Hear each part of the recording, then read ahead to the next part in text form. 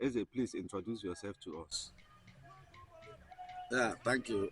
Compliment of the season. A very prosperous 2025 to all of us. My name is His Royal Highness Eze Engr Ndukwe Iko, Nnaka the fourth of Okon-Aku Autonomous Community, Abia State. Eze, please, how long have you been on the throne and how will you describe your experience so far? Yeah, it's been a very long journey anyway. Started around March last year. I was elected and I was elected around April last year. There was a controversy of people complaining about the procedure and process that was adopted, which to everyone that knows Okon historically would agree was one of the best selection process up to that moment that has been adopted by Okon. So following that process, protest, a petition was raised to the Commissioner for Local Government and Chieftaincy Affairs and also to the Abia State House of Assembly. After all deliberations, meetings, consultations, a solution was arrived at. Then the election was redone. A plebiscite was held. The venue of that plebiscite was Amafia Local Government area headquarters. And the reason for that was that we all agreed, including the then President General, all the stakeholders, former leaders and present leaders of Okon, councillors, elected, appointed, President Generals, and everybody, the head of the women group, Dugrago, all agreed and signed the documents. We signed the documents with the Commissioner for Local Government and Chieftaincy Affairs on the procedures, process, and venue of the plebiscite. Agreed. Notice was given 24 hours or 48 hours to the plebiscite. We all converged. Branch presidents of the union and their secretary, all and sundry in leadership in Okon. In all, we're supposed to be almost 100 persons. But lo and behold, we were quite a large number that turned out. At the end, the other four contestants that one indicated interest to contest, then three contested with me in the first election. The one that indicated interest to contest did not participate in the first election for whatever reason. But in the wisdom of the commissioner, he asked everybody to contest again. And all of them came together to contest with me or against me. Then I won again, this time overwhelmingly, because I was returned unopposed. Balloting was still done. All the ballot of people who were eligible to vote voted. I was returned unopposed. That was how I emerged. Other official procedures followed. My presentation to the local government proper, then my certification at the local government and chieftaincy affairs, the governor's approval of my staff of office. Throughout all these processes, things were done according to the law of the state, the bylaws of the community, and our custom and tradition. In other words, nobody influenced your emergence as the Nnaka the fourth of Okon-Aku. Nobody. In any way, because there have been this accusation that the deputy governor favored you. So, did he in any way influence your emergence? The deputy governor was not a voting Member of the or delegates to the election. He never was around. The only thing he did was that prior to my election, there was crisis in the community, and that crisis was occasioned by lack of the two leaders that were supposed to guide the affairs of the community, namely the Eze Engr and Nnaka, which is the Eze. Now, because of these people not available in the community, the Nnaka had died about 3 years ago without a replacement. While the Eze Engr, interim Eze Engr, resigned his appointment. He resigned his appointment over a year. So before the crisis engulfed the community. And by the way, this crisis began when the then PG, the President General, on himself, with his cohorts, went into the famous Ere Farm Settlement, Eastern Region Estate Investments Farm Settlement. Then vandalized existing facility in the farm settlements, namely the water reservoir. He vandalized it, sold it, put the money in his private account without the community leadership, as it were, being aware. Then after he has done that, that was when the government came in. It was the government that arrested him, detained him, and now charged him to court. So following all these crises, the community was without any single arm of leadership. So the cry of the people of the village now engendered the deputy governor to visit the community twice. In each of the visits, the plea was, we want our Ezes back. We want Ezes to be reinstalled in Okon, in which he made a commitment to facilitate the setting up of a committee, and that the membership of those committee or the committee will be people of interest in Okon. That is the stakeholders.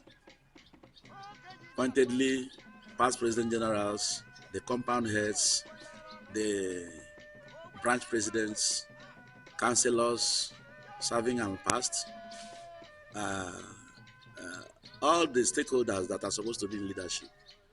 And the aggregation of these stakeholders formed the committee that eventually handled the selection and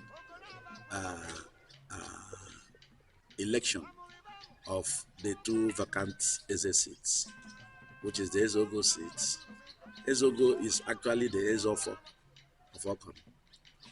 That is the head of the traditional institutions in Okon. While the Nnaka is the autonomous Eze, which is the paramount ruler of the community. So he is the one that superintends over all the other arms of leadership in the community. And he also interfaces with government according to the dictates of his office. So the deputy governor was not part of the selection process. He was not part of all the activities that happened. He could not have influenced anything in that order. Okay, thank you very much. Yes. Recently, on 31st of December 2024, we witnessed a very successful Okon-Aku Day, which was targeted at raising funds for security. So after this successful security fundraising ceremony, we want to know, what is the next plan? What is the way forward? By the time I assumed office on August 27, 2024, That was the day I was given staff of office. The community I discovered had been in a near state of what I would describe a banana republic. There was complete breakdown of law and order. Cult groups were everywhere. There were all manners of criminality going on in the community. In fact, the community had become notorious for all the negative antisocial reports that you receive in this part of Ohafia. It was so endemic that, if not because I have been in the leadership of the community for a long time, one would have said you wouldn't know where to start. But as it were, we began to x-ray, to find out, to search for the root causes of all these problems. And we discovered that Okon-Aku had become the community that has the highest number of idle youths that are residents right in the village. Secondly, that most of these youths, for lack of what to do or what to engage themselves that is more useful to their well-being, have resorted to getting initiated into the Dibia, what would I describe it now? Trade. They hide under the canopy that they are now Dibias and commit so many atrocities that is detrimental to the society, immediate society, and the larger society. We also discovered that drug abuse and drug use, drug peddling, had become had gotten to a pandemic level. We discovered that Okon-Aku had become a terminal community, that once you get to Okon, the next thing is the forest. So each time security agencies come here to make arrests, if they do come, that these boys will run into the bushes. They are ready to spend 2-3 days right in there. Even for you to know how deep these corrupt tendencies have become. The families of these fugitives will still be preparing meals to feed their children or their relatives where they are hiding from justice, right in the bush, making it very complicated and difficult for security operatives to perform their duties. Okon became 100% a lawless community. The challenges became very overwhelming. Very overwhelming. Together with the newly installed Eze Engr, we began to marshal out plan, knowing fully well that our immediate challenge, the most urgent need, the community need, is the reformation of security system to make sure that here is better secured. There is no development you can bring in here, maybe except third road, which we don't have, that they will not remove. If you install a solar system, immediately you leave the scene after installation, the next day it's all dismantled and stolen away. There is nothing government will bring. We have one of the best ICT centers of the secondary schools in Ohafia. If you go to that ICT center now, as I'm talking to you, everything in that center, built by NCC, with over, hundreds of millions of naira, everything has been stolen away. Is it electrical installation network that has not been tampered? Everything.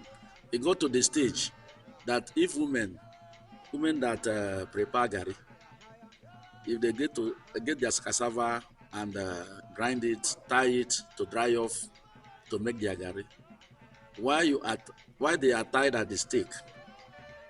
If you go back there the next day, the thing has been stolen. Okon is in a very serious situation when it comes about security. So that's why we said, let us fix the security challenge first. And Okon-Aku Day, which preparation and everything about the organization happened within a month. Then zeroed in on this challenge and said, security first. If you are secured and if people are secured, development will come in. There's no doubt about that. So that is why the theme was to raise funds to beef up our security and to also engage the youths and, if possible, empower some of them to have a useful means of livelihood so that the pressure will reduce on them to be involved in criminalities. While we synergize with the government, local and state, and beef up the security in this area, and also equally bring to book those who are the mastermind or the perpetrators of the endemic security breaches in the community.